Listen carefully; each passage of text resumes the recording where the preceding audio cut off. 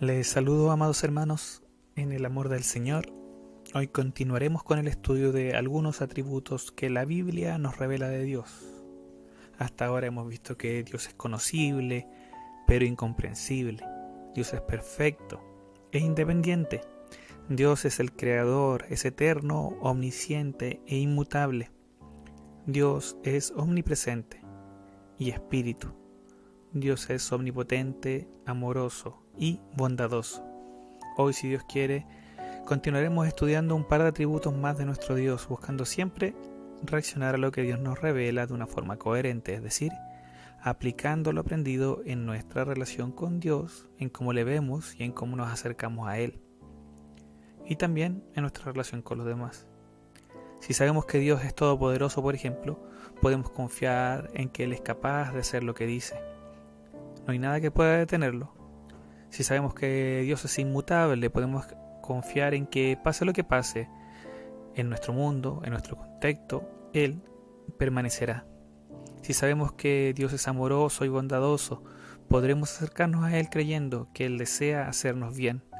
El conocimiento que recibimos de Dios por su palabra no es simplemente para hacernos saber más, sino es para que lo apliquemos en nuestras vidas, con cada enseñanza, con cada palabra que nos habla Dios. De sí mismo, somos llamados a ir ante Él de una forma más completa, viéndole a Él tal como Él se ha manifestado a nosotros. Adorarle, rendirse a Él, confiar en Él, pedirle perdón, querer aprender más de Él, son reacciones sanas ante la palabra de Dios. Poder ver a Dios revelándose a nosotros por su palabra, Dios mismo, mostrando a través de ella su amor y cómo quiere acercarse a cada uno de nosotros, es una bendición y al mismo tiempo un desafío. No hay nada más humano, hermanos, que querer centrarnos en nosotros mismos. El llamado en estos estudios acerca de Dios es centrar nuestra mirada, nuestro corazón en Él, centrar toda nuestra mente, poner todas nuestras fuerzas en Él. Así que les invito a preparar nuestros corazones para poder orar y entregar este tiempo en sus manos. Oremos. Señor, te damos gracias porque siempre podemos levantar oración ante ti, por la gracia de nuestro Señor, quien dio su vida por nosotros, quien nos abrió las puertas a ti. Podemos venir por medio de Él, por medio de la fe, y rogarte, Señor, que sigas guiándonos, que sigas tratando con nuestras vidas, con nuestras mentes, con nuestros corazones. Necesitamos que nuestra mente siga siendo transformada más y más a la imagen de nuestro Señor. Gracias porque podemos acercarnos a ti en libertad. Gracias porque podemos acercarnos a ti en paz. Tú conoces nuestros corazones, conoces lo que está pasando en la vida de cada uno de nosotros, y te ruego, Señor, que la palabra que compartiremos hoy sea de bendición para todos nosotros, Señor. Que nos confronte, que nos desafíe, que nos lleve a crecer más en ti y en el conocimiento de ti. Consuela los corazones que están tristes, Señor. Fortalece los corazones que están débiles. Confronta las cosas que tienen que ser confrontadas, que tienen que ser derribadas, Señor. Te pedimos que por tu Espíritu Santo, por tu palabra nos hables. Te lo pedimos en el nombre de Jesús, nuestro Señor y Salvador. Amén. Hasta ahora, hermanos, la mayoría de los atributos que hemos visto de Dios están relacionados con el ser de Dios, ¿sí? Como es Dios por sí mismo, exceptuando el amor y la bondad de la que hablamos en el último estudio acerca de la doctrina de Dios. Los otros atributos de Dios que hemos estudiado son perfecciones de su ser, de su esencia, de cómo es Él. Hemos visto que Dios tiene conocimiento y al mismo tiempo tiene una voluntad perfecta y muy compleja para entenderla. Y relacionados con este conocimiento y con esta voluntad, hoy estudiaremos su sabiduría. Como dice el título de este estudio, estudiaremos lo que la palabra de Dios dice acerca de su sabiduría y cómo ella está relacionada con su carácter y con cómo se relaciona Dios con nosotros. Dios es sabio. La Real Academia de la Lengua Española define la sabiduría de una forma muy sencilla. En realidad son 4 frases para definir la palabra sabiduría. Primero, es un grado es el grado más alto de conocimiento. Segundo, es una conducta prudente en la vida o negocios. Y tercero, un conocimiento profundo en las ciencias, letras o artes. Así es claro que en español la sabiduría tiene relación con dos cosas: conocimiento profundo, será el número uno, y segundo, la aplicación práctica de dicho conocimiento. En español la sabiduría, repito, tiene relación con dos cosas: el conocimiento profundo de ciertos temas y segundo, la aplicación de estos conocimientos de una forma práctica. Cuando hablamos de Dios, sabemos que Él tiene todo el conocimiento, ya que es uno de sus atributos, ¿cierto? Según la palabra, Dios es omnisciente, ya lo vimos. Pero el cómo utiliza Dios dicho conocimiento es a lo que se le llama la sabiduría de Dios. Dios tiene todo el conocimiento. ¿Cómo usa ese conocimiento? Lo usa con sabiduría.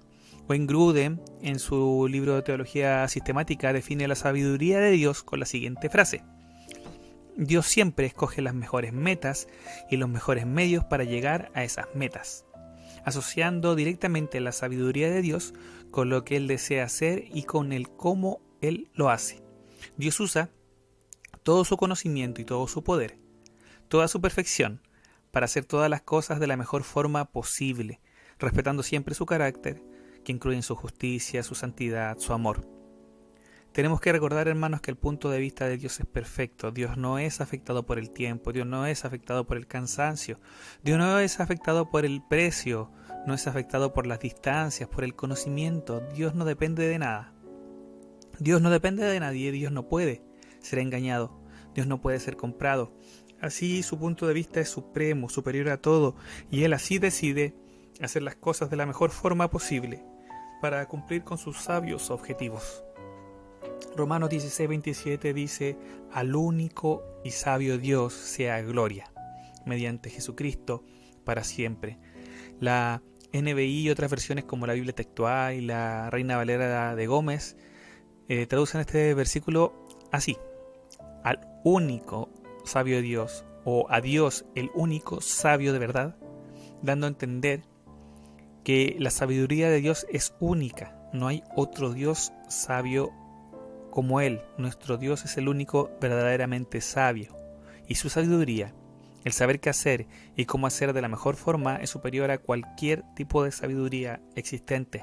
Job dice que la sabiduría de Dios es profunda en Job 9:4, y que la sabiduría está con Dios junto con el consejo y la inteligencia.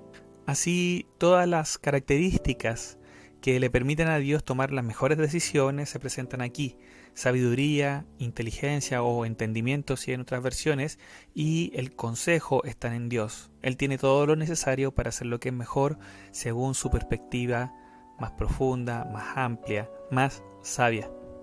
Igual aquí me gustaría detenerme un poco para explicar lo que significa consejo en este contexto, ¿sí? La palabra hebrea que se traduce consejo de la Reina Valera tiene el sentido de sentarse a pensar en la mejor solución. Así, en otros lugares se traduce como propósito o plan, como ser prudente, y viene de una palabra hebrea que tiene la idea de reflexionar sobre algo para llegar a una respuesta. Cuando la Biblia dice que en Dios está el consejo, indica que lo que Dios hace no es algo al azar, no es algo irreflexivo, no es algo que Él no haya pensado, sino es algo que Él ha considerado, a lo que ha dedicado tiempo, digámoslo así para entenderlo nosotros, considerando todas las variables que es necesario considerar. Nuestro Señor llegó así a la mejor respuesta a la pregunta: ¿qué es lo mejor que se debe hacer? Cuando la Biblia dice que en Él está el consejo, indica que Dios no hace las cosas al azar. La verdad, hermano, es que nuestra capacidad es muy pequeña para poder entender muchas cosas que Dios hace.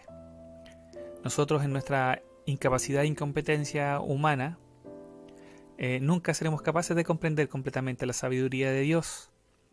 Y en esto tenemos que nuevamente ir a este conocido versículo en Romanos 11:33, y junto a Pablo decir: oh, qué profunda es o son las riquezas de la sabiduría y de la ciencia del conocimiento de Dios. Cuán insondables son sus decisiones, cuán inescrutables son las cosas que Él ha decidido hacer.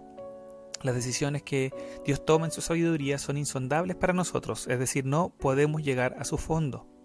A veces Dios en su gracia nos permite ver un poco de las razones que le llevaron a actuar de cierta forma en ciertas ocasiones. A veces nos permite entender por qué ciertas cosas sucedieron, o uno de los tantos por qué. Porque Dios actuó de cierta forma en cierta ocasión. Pero esto que nosotros llegamos a ver no es sino el borde de los caminos de Dios, el borde de su sabiduría, la cual es demasiado alta, demasiado profunda para nosotros. Nosotros, hermanos, los seres humanos tenemos una tendencia a pensar que podemos entender todo, o que debemos saber las cosas y debemos entender el por qué pasan. Pero bíblicamente hablando, solo Dios sabe de verdad. Solo Él tiene el derecho a saber de verdad y solo Él merece la gloria en todo esto. En otras ocasiones, hermanos, yo he comentado que en Occidente tenemos una forma de pensar bien especial, que se ha llamado el efecto Dunning-Kruger, porque esos son los apellidos ya de las personas que estudiaron esta forma de pensar. Y esta forma de pensar, este efecto indica que en general las personas, cuando sabemos poco de algo, tenemos una tendencia a pensar que sabemos más de lo que realmente sabemos, y que al contrario, mientras más sabemos sobre algo, más conscientes somos de lo poco que sabemos. ¿Se entiende? Es decir, mientras más sabemos de algo, más nos damos cuenta que nos falta mucho por aprender. Y mientras menos sabemos de algo, más creemos saber en comparación con el resto. Tenemos una tendencia a creer que sabemos más de lo que sabemos, cuando sabemos poco. Lamentablemente muchas veces respecto a Dios también pasa esto. El ser humano tiene esta tendencia. Cuando no le conocemos mucho según lo que Él nos ha revelado, normalmente tenemos la tendencia a creer que sabemos mucho de Él. Y hasta podemos pensar que sabemos más que otros. Y en algunos casos hasta somos capaces de creer que sabemos con seguridad lo que Él quiere o lo que Él hará. Es lo que pasa, hermanos, a muchas personas que sin conocer la palabra, nada de la palabra, son capaces de enseñar a otros de Dios y de sus acciones. Creo que lamentablemente todos hemos conocido personas que no conocen a Dios, que no conocen la palabra de Dios y que sin embargo dan a entender que ellos saben lo que Dios quiere hacer. Sin conocerle, podemos caer en creer que sabemos lo que Él quiere.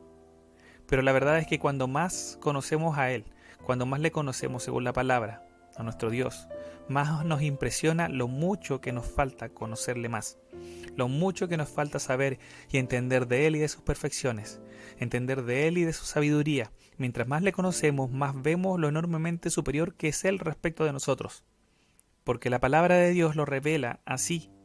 Dios es inmensamente superior a nosotros, y mientras más le conocemos, hay más y más y más que conocer.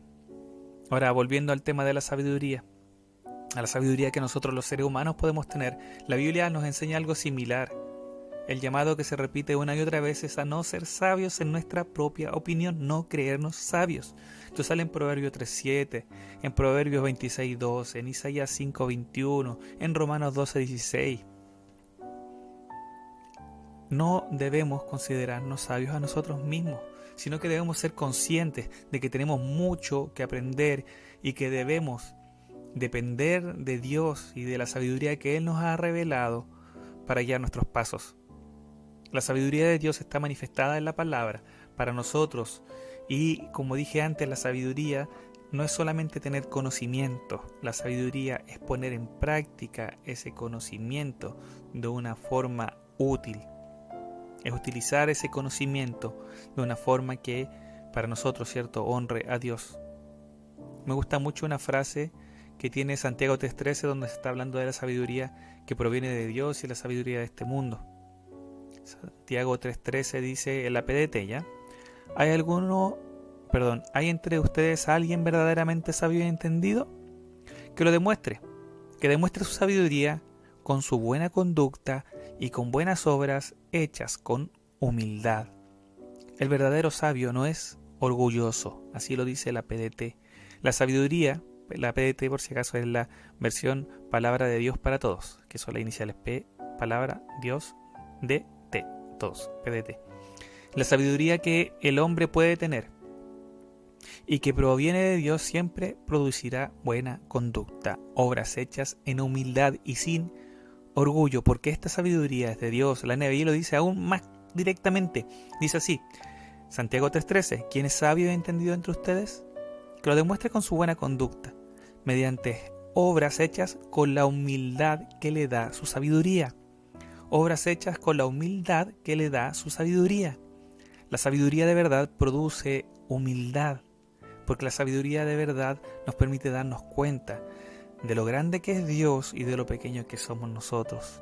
Si somos orgullosos, no es por la sabiduría que proviene de Dios, es por nuestra necedad, es por la sabiduría humana, que es diabólica, que es terrenal. Volviendo a enfocarnos en la sabiduría de Dios, la palabra muestra que Dios es sabio y que Él aplicó su sabiduría en todo lo que Él creó con su poder.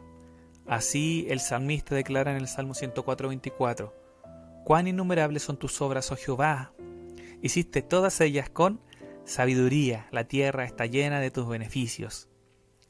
Y pasan los años, hermanos, y seguimos sorprendiéndonos con la complejidad de lo creado por Dios, la sabiduría de Dios, todo este conocimiento, toda esta inteligencia que tiene de Dios puesta a trabajar a nuestro favor. ¿Cuántos beneficios encontramos en la naturaleza para nosotros, en lo que Dios creó? ¿Cómo podemos ver su mano en todo? Como un ejemplo nomás, hermanos, cuando entendemos que el ADN que todo ser vivo tiene es en la práctica un lenguaje escrito, o como un lenguaje de programación, donde está escrito cómo se va a desarrollar el ser vivo. No podemos dejar de sorprendernos. Es sorprendente que esté escrito en ese ADN cómo será formado el ser vivo, cómo va a ser formado ese bracito, ese ojito, el pelo, el dedo gordo del pie. En ese ADN está escrito, por ejemplo, que en cierta edad ciertas hormonas se liberarán, provocando un cambio físico y mental notable. En el ADN está escrito que el león será león y que la vaca será vaca. Todo está ahí escrito, algo que hace 100 años ni nos imaginábamos. Hoy estamos aún tratando de entenderlo y hay estudios y estudios y estudios tratando de descifrar el ADN. Y vemos ahí la mano de Dios escribiendo un mensaje, codificándolo, planificándolo, decidiendo, creando. Vemos su mano. Dios no creó las cosas al azar o para ver qué pasaba. Todo fue creado por Dios, sabiendo Dios lo que era mejor, lo que finalmente era mejor. El ser humano, nosotros, hemos arruinado mucho de lo que Dios ha hecho. Nosotros pecamos, nosotros somos egoístas, nosotros destruimos. Sin embargo, aún en medio de todo esto, aún podemos ver la mano de Dios, como Él hizo las cosas de tal forma de que pudieran persistir aún a nuestra maldad. La palabra dice que el principio de la sabiduría humana, el principio de la sabiduría es el temor de Dios, no el terror de Dios, sino el temor reverente que se debe tener a aquel que sabemos es tan superior a nosotros, temor que nos lleva a actuar de una forma que le agrade a Él, porque somos conscientes de lo grande que es Él y al mismo tiempo que no existe nada que pueda ser más agradable que Él mismo y queremos estar por ello en paz con Él. La sabiduría que nosotros podemos tener nos es dada por Dios por medio de su Espíritu Santo, por medio de su palabra. El Salmo 19:7 dice que la palabra de Dios da sabiduría al sencillo, porque la sabiduría bíblica trata de hacer lo que es mejor, y nada hay mejor para el hombre que hacer lo que Dios quiere. Entonces en la palabra nosotros vemos lo que Dios quiere y cualquiera de nosotros que la entienda puede ir a ella y obedecerla, y al hacer lo que Dios quiere va a estar actuando sabiamente. Así el sencillo puede ser sabio al obedecer la palabra de Dios. Santiago 1:5 dice que si nosotros necesitamos crecer en sabiduría, podemos pedirla a Dios y Él responderá. Acerquémonos a su palabra, hermanos, para crecer en sabiduría. Reconozcamos que necesitamos crecer en esto y podremos seguir creciendo, conociendo más su palabra y colocándola en práctica. Dios es sabio. Sus metas siempre serán las mejores y el camino que Él ha establecido para llegar a ellas también. Su consejo es sabio. Obedecer a su consejo es sabio. Queremos crecer en sabiduría, escuchemos la palabra de Dios. El conocimiento de Dios no tiene fin y su entendimiento es imposible de entender para nosotros, pero Él nos ha dejado una guía donde nos muestra el camino que debemos seguir. Y sabemos que el camino es Cristo. quien es hecho según la palabra, sabiduría de Dios para nosotros. Podemos ser sabios si estamos en Cristo. Así que a Dios sea toda gloria. La palabra nos enseña que Dios es sabio. Ahora, en relación con esto, vamos a compartir un atributo más de Dios que tiene relación también con su conocimiento. Y este atributo es la veracidad de Dios. Dios es veraz, Dios es verdadero. La palabra nos enseña que Dios es verdadero y que todo lo que dice es verdad siempre. Dios no puede mentir y no puede equivocarse en su opinión. Cuando Él dice algo, lo que dice es verdad. Wayne Grudem, en su teología sistemática, define la veracidad de Dios en 3 partes. Primero, Dios es el único Dios verdadero.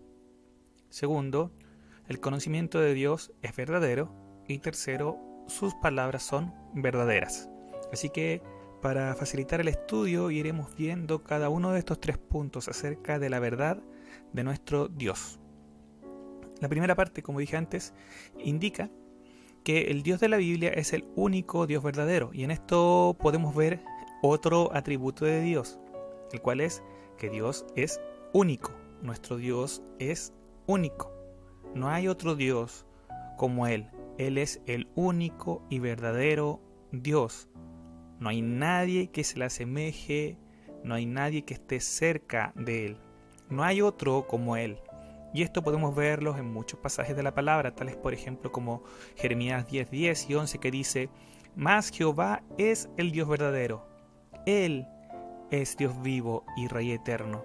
A su ira tiembla la tierra y las naciones no pueden sufrir su indignación. Les diréis así: los dioses que no hicieron los cielos ni la tierra desaparezcan de la tierra y de debajo de los cielos». Históricamente el hombre ha inventado dioses falsos, dioses según su imaginación, dioses que se acomodan a sus deseos, pero el Dios de la palabra no es así. El Dios de la palabra es completamente independiente del ser humano, de nosotros. Él no nos debe nada. Sin embargo, Él nos ama. De alguna forma, todo hombre tiene conciencia de que hay algo más en este mundo. Hay algo más que es inteligente, además de nosotros. Como que todo hombre interiormente sabe que hay algo que existe, más allá de lo que es capaz de percibir con sus sentidos. En su corazón, ¿cierto?, sabe que existe un Dios. Y cuando no le conoce, muchas veces crea una imagen de ese Dios. Una imagen que normalmente es según su semejanza. Una imagen que le calma la conciencia, que le da algún sentido a esa sensación que tiene. Pero el Dios de la Biblia va mucho más allá de lo que nosotros podemos entender. Es un Dios cuya capacidad es tan superior a nosotros que en la práctica es imposible de entender. Nuestro Dios permanece y reina sobre todo. En Primera de Reyes 18:39, Elías confronta a los sacerdotes de Baal, un dios falso en el que creían los cananeos y que ellos temían. Baal estaba siendo adorado en Israel, entonces Elías, profeta de Dios, les confronta y les lleva a decidir a qué Dios seguirán. Saltándome un poco la historia, ¿cierto?, para llegar al final, los israelitas terminan elevando esta oración, así que está en Primera de Reyes 18:39. Ante el poder de Dios, del Dios verdadero, terminan diciendo así: viéndolo todo, el pueblo se postraron y dijeron: Jehová es el Dios. Jehová es el Dios. Jehová es el Dios.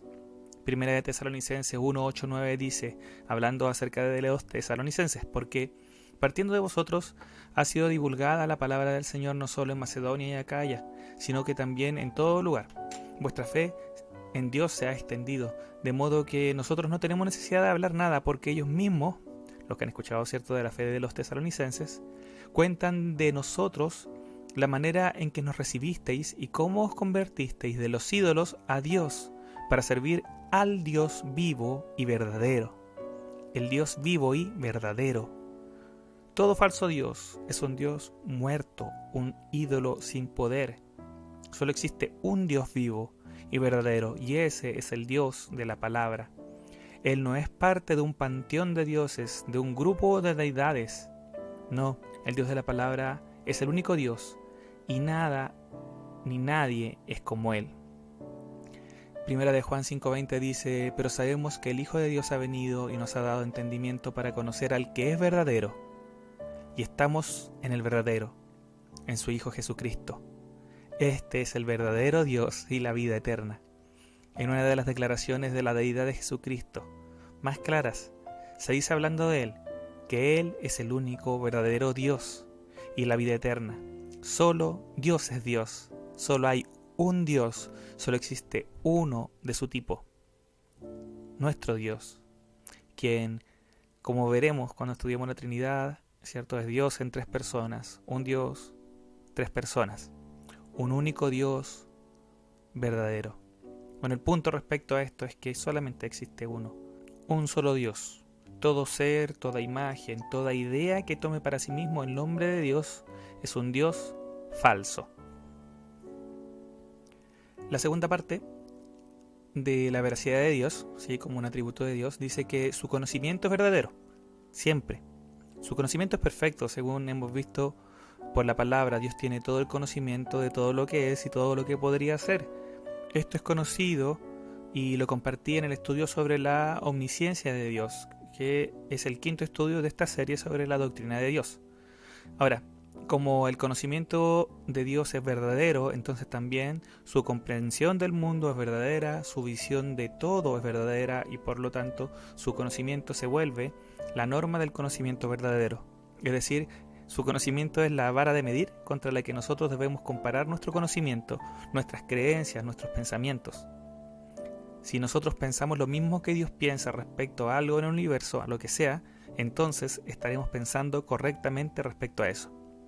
De ahí es que la Biblia en múltiples partes indica que la palabra de Dios, que es la revelación, ¿cierto?, del conocimiento de Dios, es la verdad. Así la palabra es como una lámpara que trae luz al que la lee, a aquel que la obedece. Y también la palabra nos dice que conocer la palabra es conocer la verdad. En Juan 17:17 Jesucristo pide por nosotros a Dios. Y dentro de las peticiones que Jesucristo hace por nosotros, dice: santifícalos en tu verdad, tu palabra es verdad. Indicando con esto que Dios escogió la palabra, su revelación, para transformarnos, para transformar nuestras vidas, para transformar nuestra forma de pensar. Dios escogió utilizar la palabra y por medio de ella nosotros somos hechos más santos, somos santificados, separados del mundo para Él. Por medio de la palabra de Dios nuestra mente es transformada para ser más como Dios es decir, santos. El Salmo 119 dice en el versículo 86, todos tus mandamientos son verdad. En el mismo Salmo, en el verso 142 dice, tu justicia es justicia eterna y tu ley es verdad. En el verso 151 dice, del mismo Salmo 119, cercano estás tú, oh Jehová, y todos tus mandamientos son verdad. Y en el verso 160 dice, la suma de tu palabra es verdad. Todo lo que Dios dice es verdad, siempre es verdad. Por ello nuestros pensamientos, nuestra forma de evaluar la vida y lo que vivimos, y aún el cómo vemos y nos relacionamos con otros, tienen que ser confrontados con lo que Dios dice. Nosotros siempre creemos tener razón, pero la verdad es que no sabemos mucho sobre lo que está pasando, sobre otros, sobre aún nosotros mismos. Pero Dios sí sabe de verdad. Él es amoroso, Él es bueno, Él es justo, Él es sabio, Él es verdadero. Por ello el llamado para nosotros es a someter nuestros pensamientos a Dios, no negándolos, sino siendo transformados por Dios.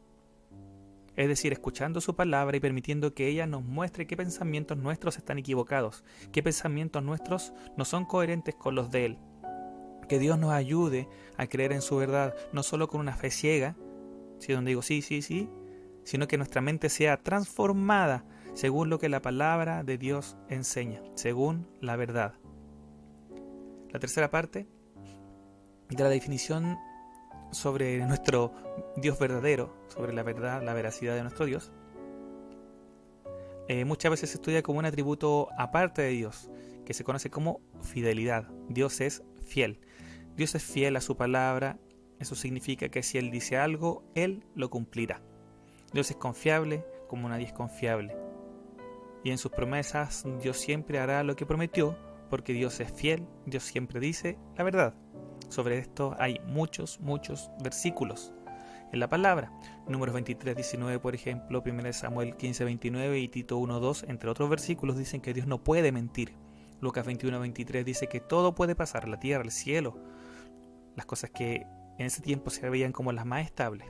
Esas pueden pasar, pero las palabras de Dios permanecerán, y esto también se repite muchas veces en la palabra. Isaías 48 dice lo mismo de una forma más poética: se puede secar la hierba, se puede marchitar la flor, pero la palabra de nuestro Dios permanece para siempre. Deuteronomio 7:9, 1 de Corintios 1:9, 2 de Corintios 1:18, 1 de Tesalonicenses 5:24 y muchos otros pasajes dicen que Dios es fiel y que Él cumplirá lo que Él prometió. Es interesante, hermanos, pensar que la fidelidad de Dios es la base de nuestra fe. Nosotros creemos en lo que Él ha prometido. Él nos ha prometido y nuestra fe se deposita en lo que Él ha dicho. Damos gracias a Dios por su fidelidad. El llamado para nosotros en esto es seguir confiando en Él. Hebreos 10:23 dice, llamándonos a esto: mantengamos firmes sin fluctuar la profesión de nuestra esperanza. ¿Por qué? Porque fiel es el que prometió. El llamado, hermanos, es a creer en su palabra y usarla para nuestra corrección, para que modifique nuestra forma de pensar, no por forzarnos, no por lavarnos la cabeza, sino por ser convencidos por ella, por su persuasión. Segunda de Timoteo 3:16 dice que toda la escritura es inspirada por Dios y útil para corregirnos, es decir, para mostrarnos el camino correcto y para redarguirnos, entre otras cosas. El ser redarguidos es ser convencidos, es decir, el darnos convicción. Necesitamos que nuestra mente sea convencida por la palabra, y para ser convencidos por ella tenemos que ir a ella. En nuestra sociedad la verdad es poco valorada. Se dice que se valora, pero en la práctica es normal mentir. Es normal decir lo que conviene en vez de decir lo que es verdadero. El llamado para nosotros es a seguir el ejemplo de nuestro Dios, ser más como Él, y como dice Colosenses 3:9 y 10, no mentirnos más los unos a los otros, habiendo sido despojados del viejo hombre con sus hechos, y revestidos del nuevo, el cual, conforme a la imagen del que lo creó, se va renovando hasta el conocimiento pleno. Que nuestro único sabio Dios, nuestro Dios fiel y verdadero, nos siga transformando a su imagen, que podamos crecer en la sabiduría que viene del cielo y en la verdad que Él nos ha dado. Ese es el deseo de mi corazón, hermanos, y sé que también mucho más es el deseo del corazón de Dios. Con esto termino este estudio y me despido, esperando que en poco tiempo podamos compartir nuevamente un estudio de la palabra de Dios respecto a los atributos de Dios. Estamos acercándonos más a terminar esta primera parte de la doctrina de Dios, el estudio de los atributos de Dios. Así que Dios sea glorificado en medio nuestro. Ese es mi deseo, eso es el fin de todo esto. A Él la gloria. Maranata, Cristo viene.